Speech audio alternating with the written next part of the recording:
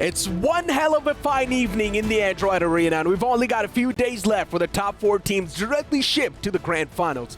Welcome to the Android BGMS Season 3, powered by Garnier's Men, where I'm going to be your host and Caster Necro. John alongside with me on the panel is going to be Scared Yet. And what's with this, man? I mean, I feel like you're having a great day today. Absolutely. I'm having so much fun, to be very honest, and why can't I? Because, again, as soon as I come on this desk and as soon as I sit in front of the camera, the only thing that flashes through my mind is, again, that 1v4 that was pulled over the pistol. I can never get overwhelmed. Assault on top of the wounds for Team Z, right? Neo pulling off that 1v4. Yes. Indeed, a Neo from Matrix type of clutch. But the interesting part about that entire clutch was he managed to take down 3 players of Team Z with just a pistol. Then later on, the last man was wrapped up with a shotgun. But you know what? This really brings me back the memories of the previous week as well, because CG was playing so tactical. Yes. And now look at CG. They're not even dropping in their own home turf. Instead, they're dropping all over the place. In the first game yesterday, they dropped towards Georgia Pool. In the second game, they directly dropped down south on top of the players of Team Z. So CG now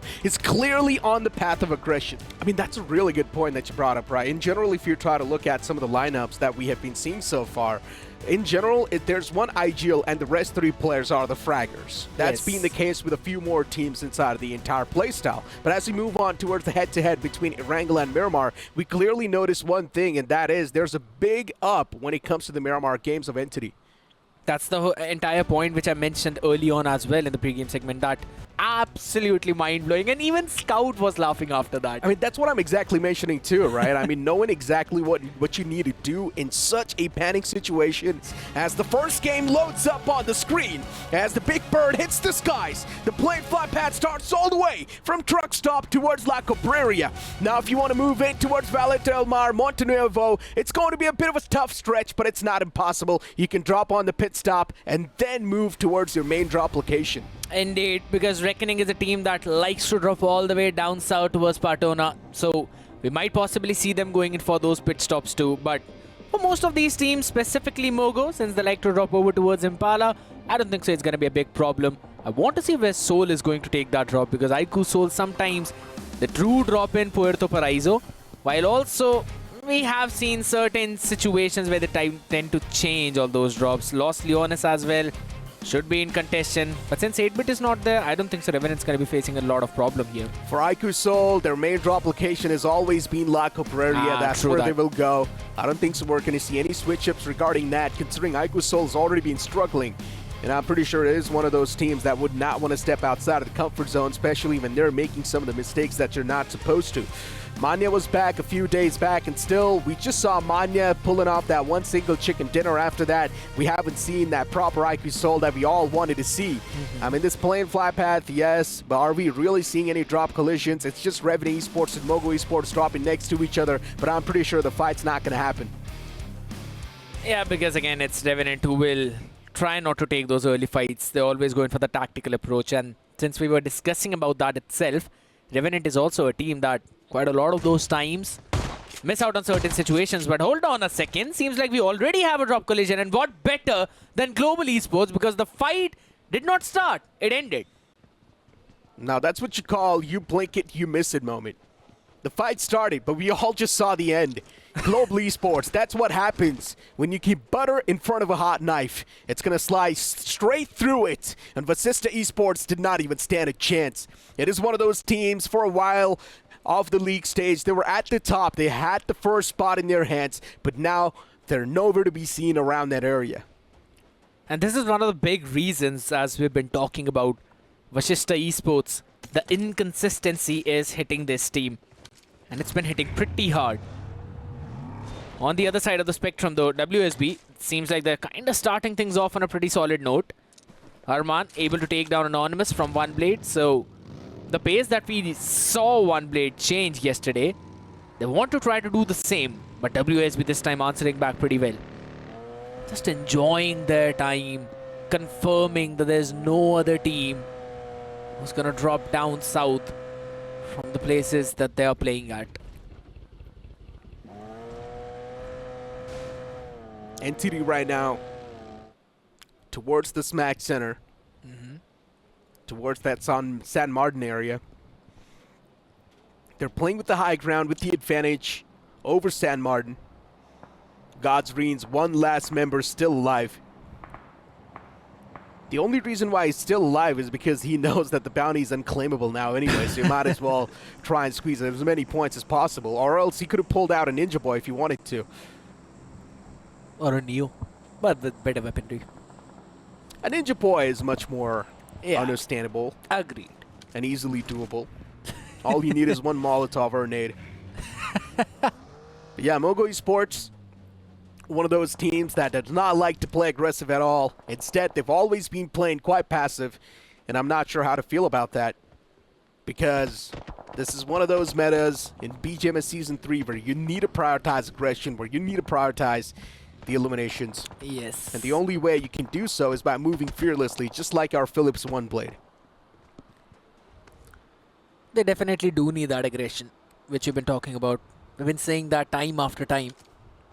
Where they could have almost won the fight against the opponents that they were challenging before. They could have claimed the bounty as well. It could have went so well for Team X-Park. Would have been the perfect day to start off. Yes. But unfortunately, it was ruined by Entity. But Global Esports, it is one of those teams that has started things off with a bang, and still they're alive with that bang in the game. 10 points and counting for the future. If they manage to secure the chicken dinner, that's even better. If they manage to take down a team like Team Tumulus, that's going to be another cherry point added to the top.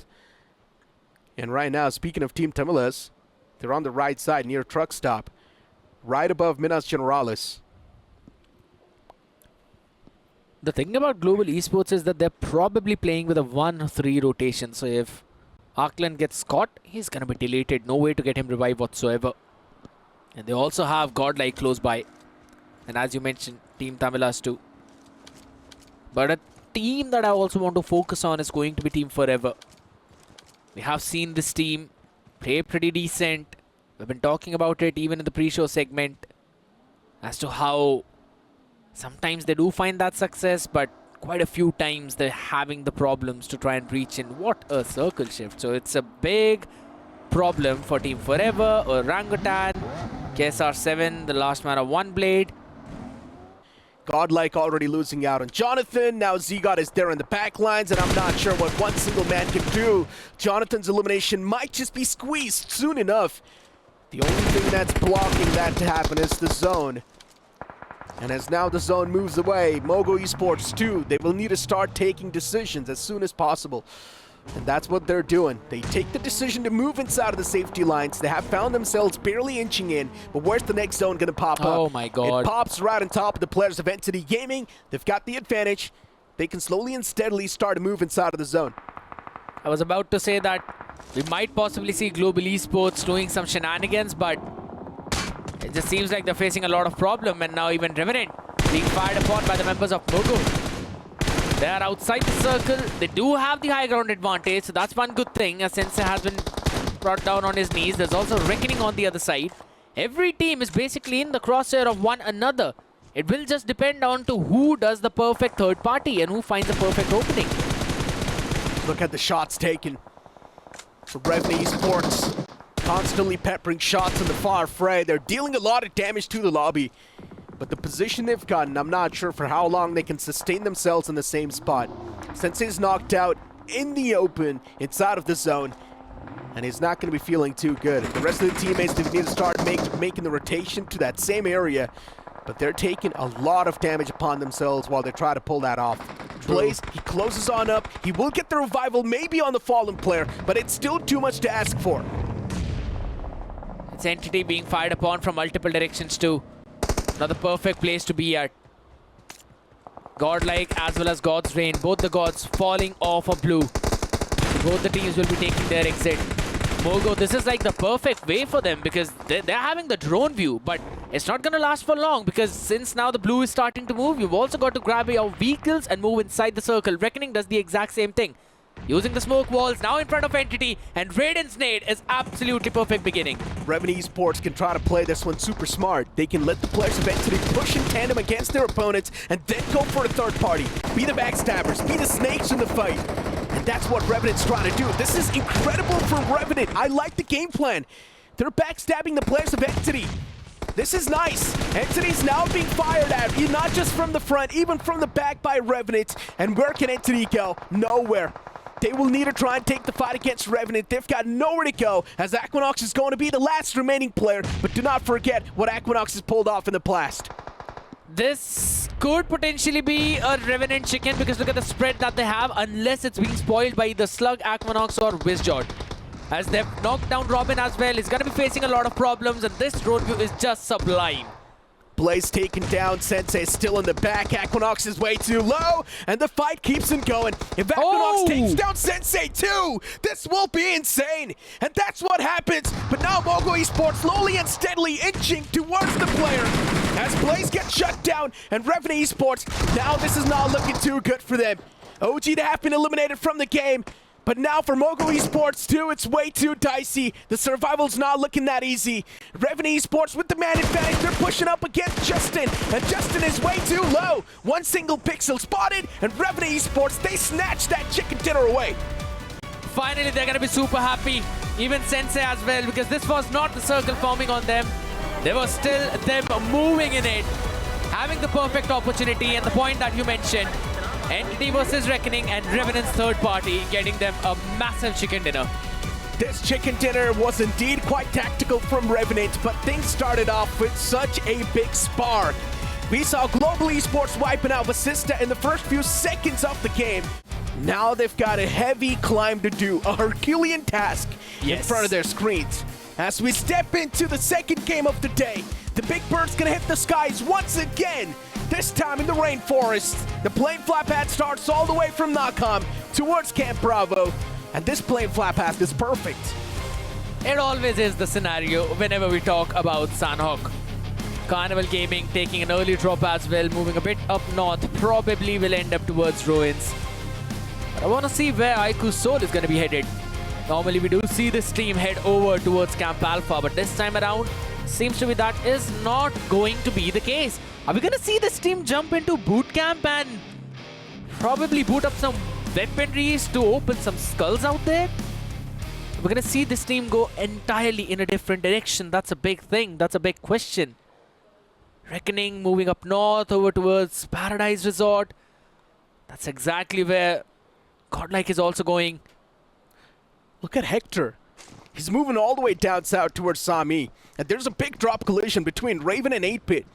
Reaper's a little bit spread out, but 8-Bit, they've still got a few more players to deal with of Raven Esports. And Raven Esports is one of those teams that's in a red-hot form. Team Forever going up against Vasista Esports. It's a fight that's been happening over and over again. Sometimes it's Vasista Esports to come out on top. Sometimes it's Team Forever who deals a lot of damage against them. There's way too many fights happening off the rip. Even Godsreen is engaging in one of those fights. Towards Paradise Resort, there's Aiku's Soul facing off against Godlike. Even Reckoning Esports is there. Even Team X-Bar dropped in towards Paradise Resort. What? There's 4 teams off the rip wanting to take each other down. And there's also one bounty to be claimed. Indeed. Godlike, they do deliver the finishing blow to Team X-Park, but can they keep on with the momentum? Immortal needs to do something. Stop this entire push from OG coming through. Another nade comes as well, and that's gonna re-knock the player who was revived, and it also knocks Hunters in return. But mind it again, just a couple of more players remaining for Reckoning. And oh, Immortal, is he spotted? Yes, he is known. Yeah, he's known. Yeah, he can now be finished off as well. That cosmetic has been spotted, and yeah, won't be taken down. He does not stand a chance. OG, the patience they pay off, but Reckoning Esports, they make a big rookie mistake. They should have waited a bit more and waited for the players of OG to step in their own trap. Instead, Reckoning Esports' one player started to make a lot of noise on top, and a nade came in from Atangi. That found the opener, and then it was a domino effect. Oh, Mr. That's Gravity IGL is actually running away now, trying to deny that bounty. And OG, they've got absolutely no clue where this last player is. And they're now going to prioritize the circle itself because it has formed over up north as most of the teams are already in there. So you want to occupy some of the good positionings, but good denial from Gravity IGL is what I'll say. But as you mentioned, just an early bit of movement coming in on top. That's what gave that position away, and The Apes will capitalize on that. It's the map of Sanhok after all. They like to play on this one. Carpadium, all 4 players sort of spread out towards the right side of the map. It's good, right? It's really good. I mean, look at the amount of territory the boys are controlling, right? You see the left side of the map and the southern side. There's multiple teams, but on the right side, there's just Carpadium. It's like the Alpha Wolves that no one else want to face off against. Immortal needs to do something. Stop this entire push from OG coming through. Another nade comes as well, and that's going to re-knock the player who was revived, and it also knocks Hunters in return. But mind it again, just a couple of more players remaining for Reckoning.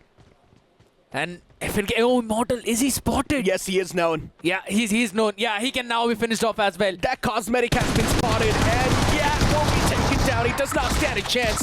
OG, the patience, they pay off, but Reckoning Esports, they make a big rookie mistake.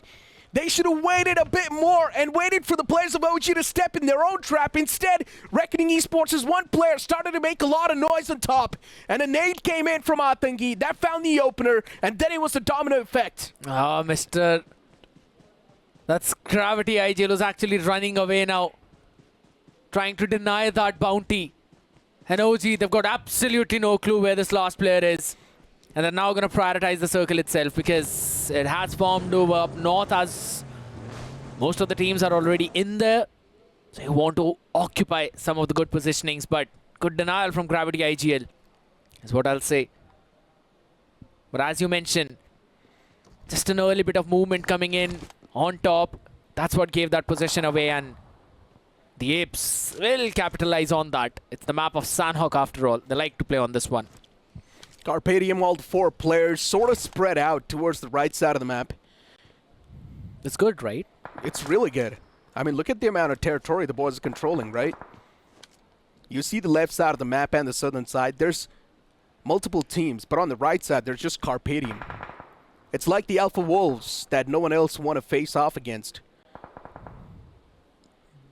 The road is kind of dividing the circle perfectly in half. In one half, there's Carpadium, and then the other half, all the other teams. Yeah, I mean, Vasista Esports, too, they've got a 1/4 in their hand. True. So, even they're controlling a lot of that tempo. Gravity IGL is slowly and steadily looking to squeeze himself in that 1/4. But he does not know that he will be pincered. As Vasista Esports, Apollo gets knocked out, and Gravity's the man to do so. So that's 1 extra point added to the tally. For Reckoning Esports, they've already dished out a lot of damage to the lobby. They can't afford to take an exit from this game anytime. It's just a few extra cherries on top of the cake that they've made.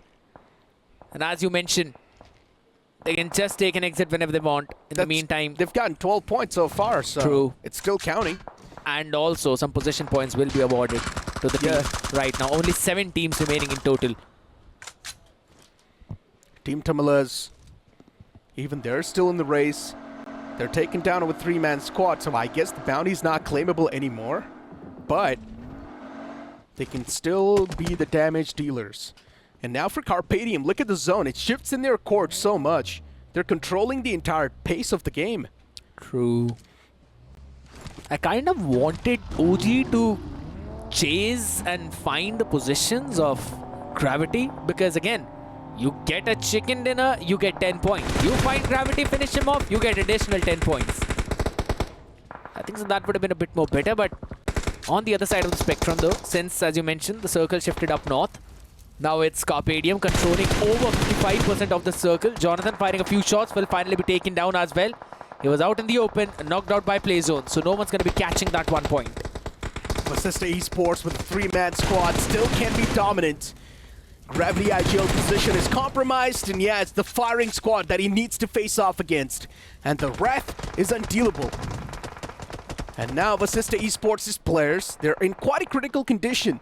Godlike's Punk on the opposite side of this compound wall, while KSR, he's inside of the shack. Does he have any throwables? That's the question. Does he know that Punk is right there? That's another question. But I'm pretty sure he knows that Punk is right around the corner. Now Punk pulls out the shotgun. He gets the striking advantage. lands the first bullet, but it does not do a lot of damage. So KSR7 now is well aware of Punk's scenario. And now it's a proper 1v1 situation. But beautiful play coming in from Punk as he shoots his toes. And now KSR7 is way too low. All it takes is one single shot. KSR, he tried to pull off some brilliant moves, but it just did not work out. And now look at OG. They're here to third party, but do they just know it's one player from Godlike?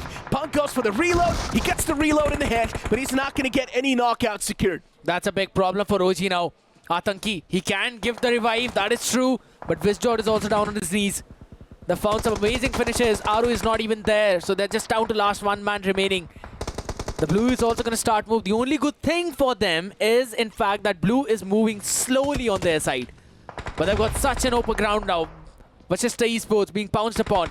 This nade should get that damage. The secret is down on his knees. I mean, Carpedium, they've got so many utilities in their arsenal. They can keep on tossing those nades for entire days.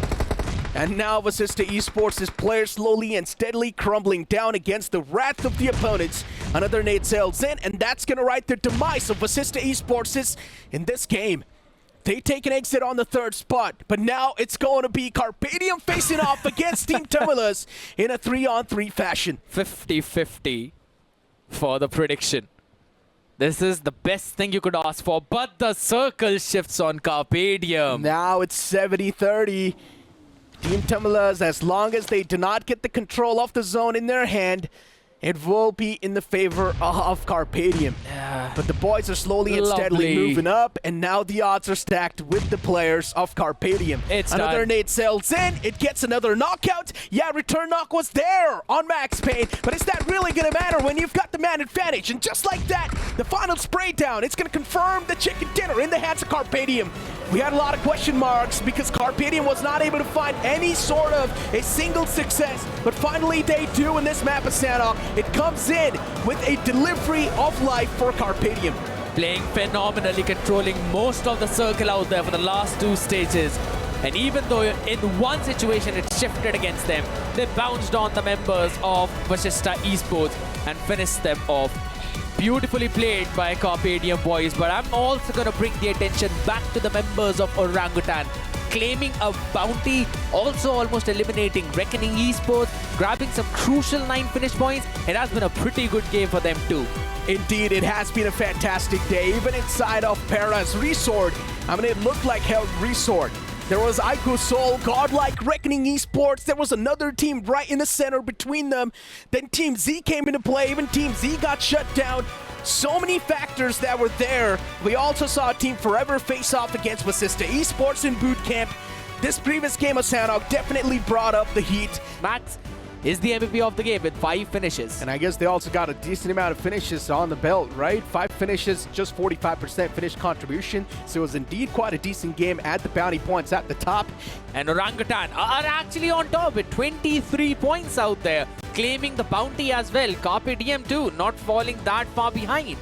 Wait, they did not claim the bounty. Exactly what I'm saying. What I said was that they did not finish off that last player of Team Tamilas. I mean, when we were tossed to a short break, this was the conversation between me and Shaishanu. We mentioned which team did they take down, which held a bounty on top of their head. Then we discussed maybe Team Tamilas, considering they had 3 players standing in the final few moments, and they probably took down 1 player early on. But Carpedium, they did not claim the bounty, and exactly what happened.